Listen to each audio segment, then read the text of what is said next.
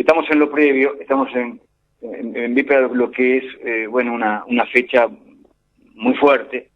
el inicio de la dictadura cívico-militar aquí en la República Oriental del Uruguay. Estamos a 48 años de esa instancia. Luis, buen día, bienvenido. Buen día, un gusto, Alberto. Bueno, un gusto.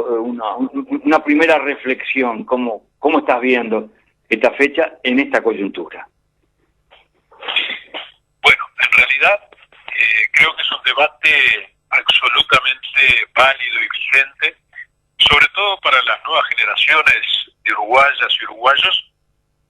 conocer un poco más de las características de cómo se dio la dictadura. Creo que nos puede ayudar a conocer en profundidad los debates que se siguen dando hoy y cómo ellos van a incidir a lo largo de décadas en la situación de Uruguay. Muchas veces hablamos de la dictadura a secas, y en realidad yo creo que hay que hablar de una dictadura cívico-militar que no empezó el 27 de junio del 73 con la disolución de las cámaras, sino que podríamos decir que en Uruguay se dio un golpe en cámara lenta. ¿Qué quiere decir esto? Bueno, quiere decir que años atrás, a mediados de la década del 60 y en particular desde 1968, comenzó un proceso autoritario de recorte de libertades, de represión al movimiento obrero, de tratar de estigmatizarlo, de represión abierta a los estudiantes, a todos los sectores que constituyan un proceso de resistencia a una política económica claramente definida desde afuera, de acuerdo a las necesidades de Estados Unidos, y que planteaban para los países de América Latina proyectos económicos que empobrecían claramente a la inmensa mayoría en privilegio de sectores muy minoritarios. O sea, una transformación del país desde el punto de vista económico, político y social, que es la que provoca la movilización, la resistencia de la gente en defensa de las libertades, por la libertad de los presos políticos, la lucha por el salario, contra la congelación salarial, contra la carestía, y es de alguna manera ese golpe que no es solo responsabilidad de las Fuerzas Armadas, no es solo un aspecto que tenga que ver con un grupo de militares fascistas y mesiánicos que sin duda lo eran. Acá el golpe de Estado, como en diferentes países de América Latina, fue una respuesta de las clases dominantes a ese proceso de resistencia, y por eso va increciendo el tema del autoritarismo hasta desencadenar en un proceso de torturas desarrolladas sistemáticamente antes incluso de la disolución de la Cámara, de represión a los trabajadores. La disolución de las cámaras y esa fecha emblemática de el golpe de Estado y de la huelga general que lo enfrentó del 27 de junio, en realidad los argumentos que se manejaron en su momento y que algunos cuantos políticos de la derecha uruguaya siguen manejando hoy, dicen que ese golpe de Estado se dio en respuesta a una guerrilla que atacaba a la democracia. Absolutamente falso. Las propias Fuerzas Armadas en septiembre del 72 dijeron que no quedaba ninguna columna guerrillera operando en el país. Entonces, ¿contra quién se dio el golpe de Estado? Se dio contra los trabajadores, contra los sindicatos, contra las organizaciones populares, para tratar de desmantelar la resistencia del pueblo uruguayo, y se instala un proceso de terrorismo de Estado que afecta no solo a los militantes, que afecta al conjunto de la sociedad, que impone el miedo, que impone el hay que amansarse para vivir. Se instala un estilo de vida de un Estado controlador sobre el conjunto de la población, sobre aquellos que iban a organizar un cumpleaños tenían que informar en la comisaría quiénes iban a participar. El verdugueo a los estudiantes en los institutos de enseñanza, controlando el largo del pelo de los varones y el largo de la falda de las mujeres, la represión sistemática contra todos los que se oponían, los secuestros dentro y fuera de fronteras, las desapariciones. ¿Para qué? Para imponer un modelo económico que permitió que durante los 12 años de la dictadura los grupos económicos que estaban detrás de eso, los sectores, los grandes sectores empresariales que apoyaron durante casi la totalidad de la dictadura hasta que ya no le fue rentable, se beneficiaron con eso. 6.000 millones de dólares pasaron de los bolsillos de los sectores asalariados, trabajadores y jubilados a los sectores de los grandes propietarios. 6.000 millones de dólares en el momento que la deuda externa uruguaya era de 1.500 millones. Por tanto, yo creo que hay que buscar siempre la explicación de cuáles son los sectores que se benefician con determinadas políticas. Y sin duda que hoy el Uruguay es un Uruguay distinto al de aquella época. Pero tenemos que analizar que los intereses económicos que generaron la represión contra el pueblo uruguayo, existen esa contradicción de intereses económicos hoy, y podríamos explicar algunas de las situaciones que hoy se están dando producto de la necesidad de esos sectores económicos de seguir enriqueciéndose y evitar procesos de lucha y de resistencia. Podríamos situar hoy que uno de los aspectos fundamentales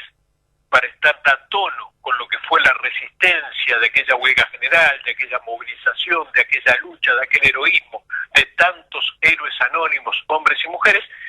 podemos decir que hoy el pueblo uruguayo está desarrollando una campaña de recolección de firmas contra una ley que concentra el autoritarismo, que concentra los privilegios, como la ley de urgente consideración. Hoy la lucha por la democracia pasa por la participación, pasa por que la gente pueda decidir. Y yo creo que en estas fechas tan emblemáticas es importante, por ejemplo, denunciar que hay actitudes y que hay actitudes que no son aisladas, como lo que acaba de pasar en Rocha, donde militantes que juntan firmas para derogar la LUC están siendo espiados, controlados por la Jefatura de Policía de Rocha, y esto también lo podemos emparentar, Alberto, con decisiones políticas que se tomaron en el pasado, en plena democracia, cuando el 1 de julio de 1985, ya reinstalada la democracia, un comunicado del Comando en Jefe del Ejército decía que había que controlar y que había que perseguir y espiar a las organizaciones populares, fundamentalmente a las de derechos humanos. Entonces, hoy, este episodio que se dio en Rocha, no lo veamos como un episodio aislado, sino que forma parte de cómo los sectores dominantes del país, basados en sus organismos de seguridad, de defensa, permanentemente están controlando a quienes están luchando. ¿Por qué? Por la democracia, por la participación de la gente. Y yo creo que vincular esa actitud permanente de lucha por la democracia de nuestro pueblo es homenajear a quienes hicieron la huelga general, a quienes resistieron la dictadura durante años, que nos costó muertos, desaparecidos, que nos costó el empobrecimiento generalizado de nuestra población, y plantearnos que la lucha por la democracia sigue en distintos aspectos. Nadie va a cometer la tontería de decir que estamos en una situación similar a la de la dictadura. No, eso no es así. Pero claramente hoy hay ataques sobre las libertades, hay ataques sobre el Estado uruguayo, hay ataques sistemáticos sobre las organizaciones de trabajadores, y hay también un enorme ejemplo de lucha democrática que se da a lo largo y ancho del país en medio de esta pandemia, donde se están logrando cientos de miles de firmas y hay un desafío de llegar antes del 8 de julio a esa realidad. Entonces, nos resulta condenable el episodio de Rocha, en lo personal estoy convencido que no es un episodio aislado, y me resulta condenable la respuesta del ministro. El ministro dice que se sigue y que se controla y se filma a quienes juntan firmas para prevenir aglomeraciones. Pero caramba, resulta que podrían buscar aglomeraciones en otros lados, donde se dan fiestas clandestinas, donde no están precisamente convocadas ni por la Comisión Pro Referéndum, por la LUC, ni por el movimiento sindical. O sea, resulta un ataque a la inteligencia de los uruguayos la respuesta del ministro. Bueno, en todo eso estamos porque la historia no empieza cada día, tiene fundamentos históricos, y en esos fundamentos históricos tenemos que buscar algunas de las razones por las cuales estamos en la situación que estamos y cuáles son las actitudes que se toman también desde el movimiento popular para enfrentar esa situación. Tú arrancaste esta reflexión hablando de las palabras, que no es una dictadura seca, no hay palabras ingenuas. Yo cada vez que hablo de los desaparecidos digo no hay desaparecidos, hay detenidos desaparecidos. Cuando hablo de la dictadura digo dictadura cívico-militar. Y hablabas del poder económico. Hace días en la tele me permití recordar cuando arrancó la dictadura, el diario El País publicaba solicitadas de la mayoría de las cámaras empresariales saludando el advenimiento de la dictadura. El compromiso a ese nivel llegó. Eso es tan así, Alberto, es tan así, que la prensa registra que el 28 de junio del 73, las cámaras empresariales hacían cola para saludar a los golpistas de turno para que los liberaran de lo que ellos llamaban la dictadura sindical. Era una cuestión ingenua de estos nombres y apellidos que se van a ir repitiendo a lo largo de la historia uruguaya, no para nada. En realidad, el golpe de Estado fue un golpe de Estado que estuvo al servicio de las clases dominantes, que fue propiciado por las clases dominantes, que hubieron factores económicos y civiles que participaron activamente de la dictadura. ¿Y por qué digo que tratar de comprender y analizar el pasado nos lleva a entender mejor el presente? Hoy es habitual que desde ese medio de prensa que nombramos, el diario El País, órgano oficial de la dictadura, órgano que justificaba y daba vuelta el sentido de cada una de las noticias para glorificar a la dictadura, el mismo diario que glorificó al dictador de turno. Bueno, en realidad hoy está metido sistemáticamente en un ataque, él y otra prensa, no solo ese medio, la gran prensa, está metido en un ataque sistemático contra los trabajadores, a quienes acusan de actitudes antidemocráticas. Pero señores, vamos a revisar la historia y vamos a saber cómo en los momentos cruciales, en los momentos difíciles, los trabajadores organizados estuvieron dando su vida y su libertad en defensa de la democracia. Y los grandes empresarios estuvieron al lado, codo a codo, con los dictadores para generar una de las mayores tragedias en la historia del país. Entonces, sacar enseñanza de esto, sacar quiénes son los verdaderos demócratas en Uruguay, sacar claro qué papel cumple cada uno. Entonces uno cuando escucha hoy a dirigentes de las cámaras empresariales y algunos grotescos personajes metidos hoy a la política que son más patoteros que senadores, donde salen a cuestionar al movimiento sindical, yo creo que sería bueno recordarles algo que Hugo Core siempre decía, ¿no? Que hay que recordar quién se es, anotar clarito de dónde venimos, a quiénes pertenecemos.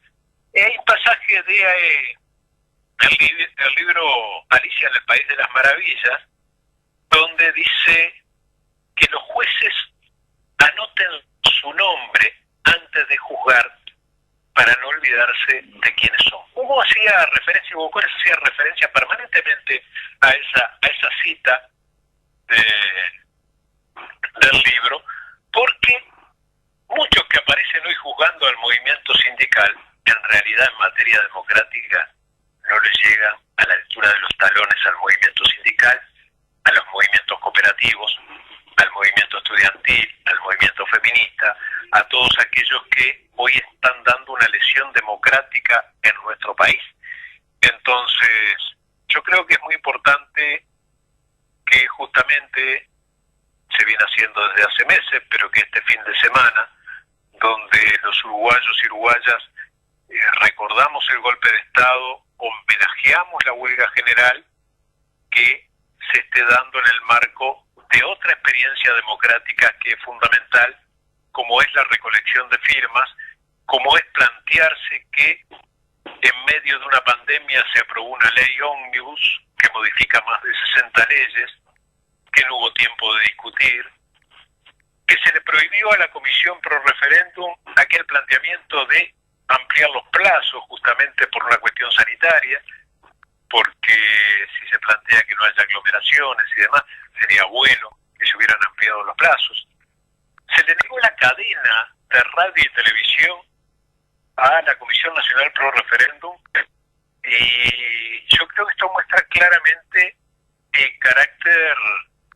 de democracia restringida. Este concepto, aunque no lo manifieste, lo tiene el gobierno, porque en gobiernos anteriores, con aciertos y con algunos errores, cuando se generaba una instancia de convocatoria a nivel general de la ciudadanía, se otorgó la cadena de radio y televisión, por ejemplo, cuando la campaña Vivir sin Miedo,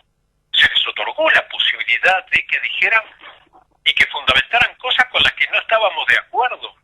con las que el gobierno anterior del Frente Amplio no estaba de acuerdo, pero sin embargo se entendió que era un aspecto democrático fundamental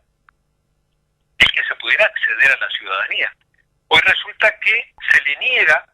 la cadena de radio y televisión, así como se le negó la ampliación de plazos para poder permitir que la ciudadanía se expresara con absoluta libertad y posibilidad de hacerlo, y bueno, eso nos obliga a un esfuerzo mayor, pero venimos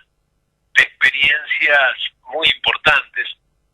experiencias democráticas muy importantes como la huelga general, y al mismo tiempo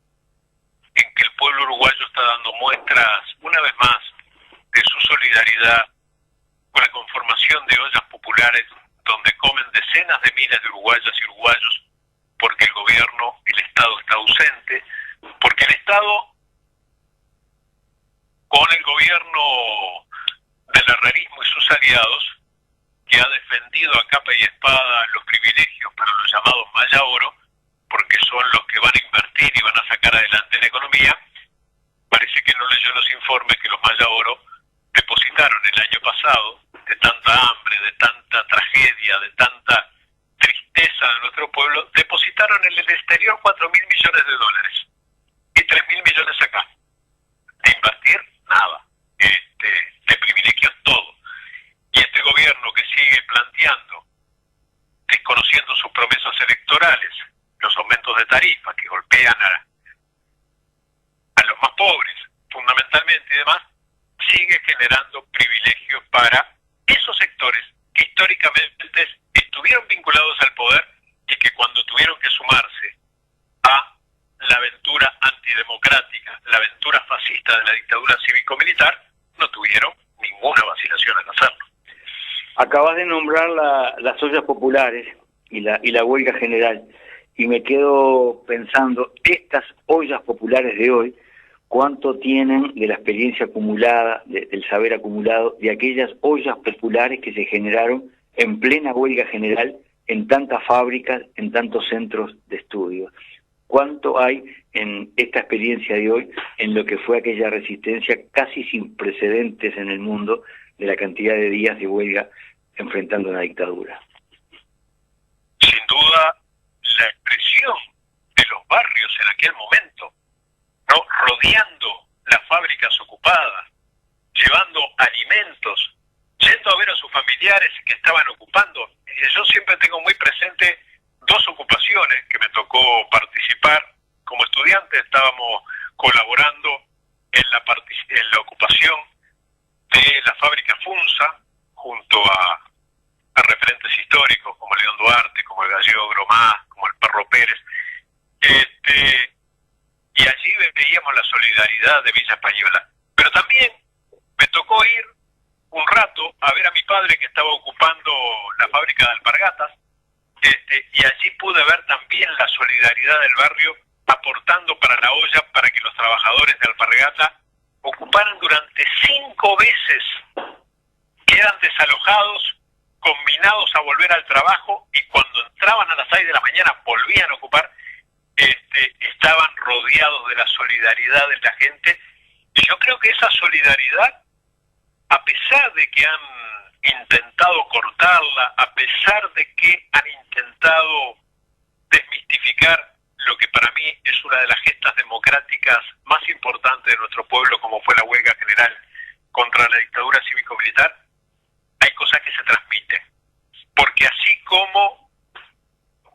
el miedo se contagia, el coraje y la solidaridad también se contagia. Y nuestro pueblo tiene una larga experiencia en eso. Por eso cuando la pandemia golpeó fuerte el año pasado, y ya desde el principio, antes de las olas más fuertes del COVID, ya comenzaron las ollas populares y se siguen manteniendo ahora con la solidaridad de la gente y con la ausencia vergonzosa del Estado conducido por este gobierno de coalición. Bueno, yo creo que las experiencias de solidaridad también se muestran en lo que está haciendo la campaña de recolección de firmas que recorre el país, enfrentando la ausencia de presencia de los grandes medios de comunicación que ocultan este hecho en complicidad absoluta con el gobierno, enfrentando la intimidación, las campañas de seguimiento, el espionaje de los servicios de seguridad. Yo creo que se está dando y se está viviendo una experiencia democrática en nuestro país que es absolutamente saludable y que se reencuentra con sus mejores tradiciones democráticas. En el cierre de la charla con Luis Puig, vuelvo a preguntarme en voz alta, y le pregunto a él, ¿cuánto nos falta para transmitir a las nuevas generaciones lo que significó la huelga general? ¿Cuánto nos falta para transmitir lo que significó aquel 9 de julio en la principal avenida del país? Miles de personas a las 5 de la tarde.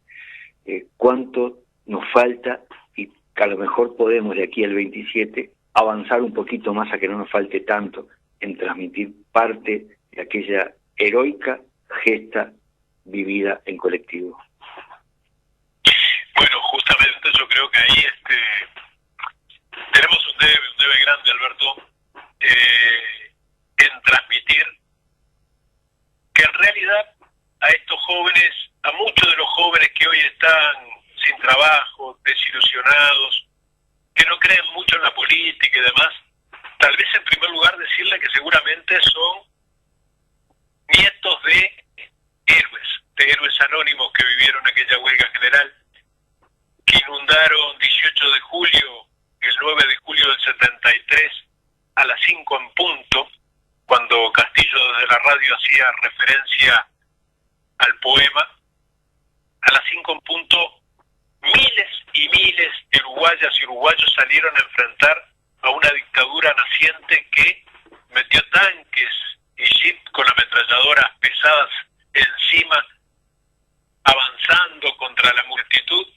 y sin embargo la expresión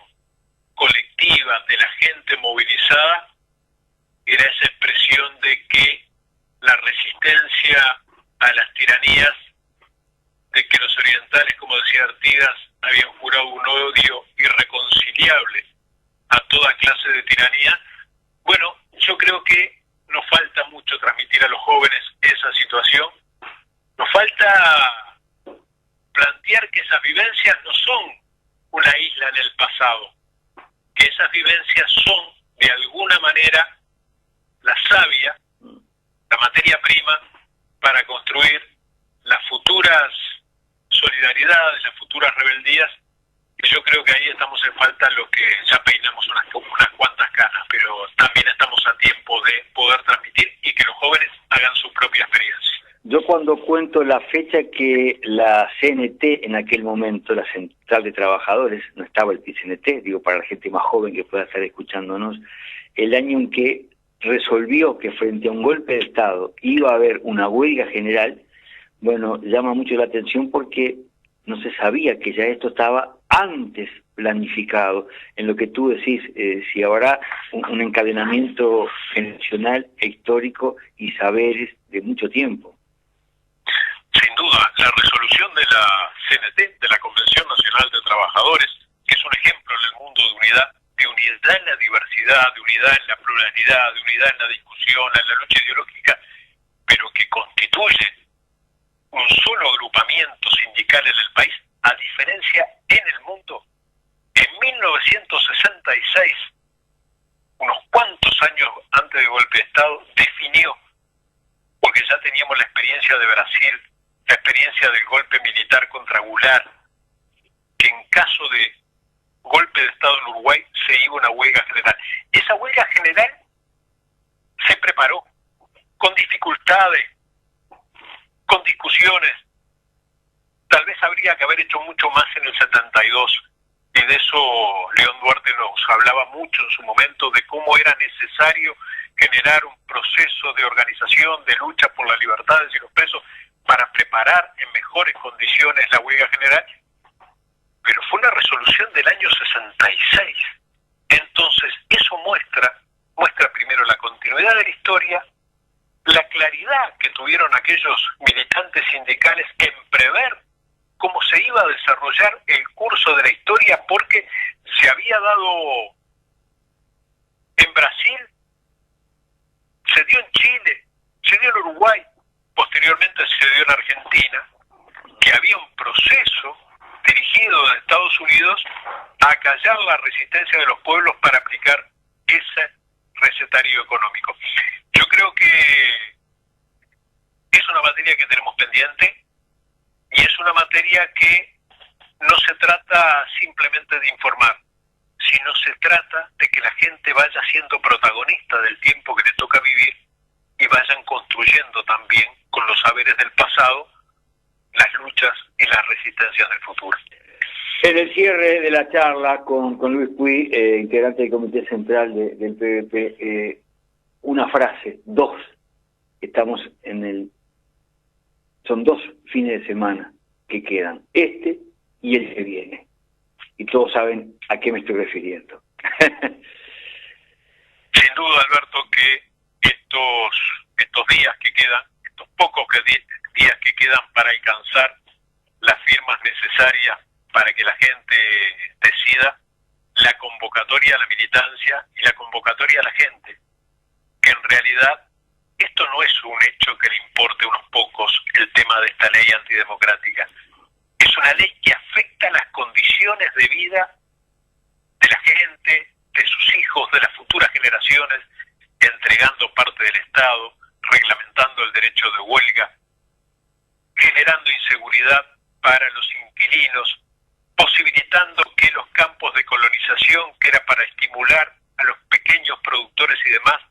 se conviertan en el gran festín y negocio de los grandes terratenientes, entregando esas tierras sin necesidad de que estén viviendo allí. Esto afecta a la inmensa mayoría de la población. Entonces, démonos la instancia democrática de firmar y posibilitar que la gente decida, y que no decidan unos pocos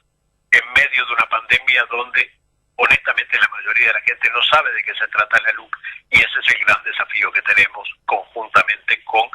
el blindaje mediático de los grandes medios de comunicación. Por eso es tan importante la labor que vos y otros tantos periodistas con la dignidad muy alta están haciendo en este tema. Gracias, Alberto. A ti, gracias, que tengas buen fin de semana. Muy fuerte abrazo. Fuerte abrazo. Luis Puig, gente, esta mañana con nosotros aquí en La Rueda de Amarillo.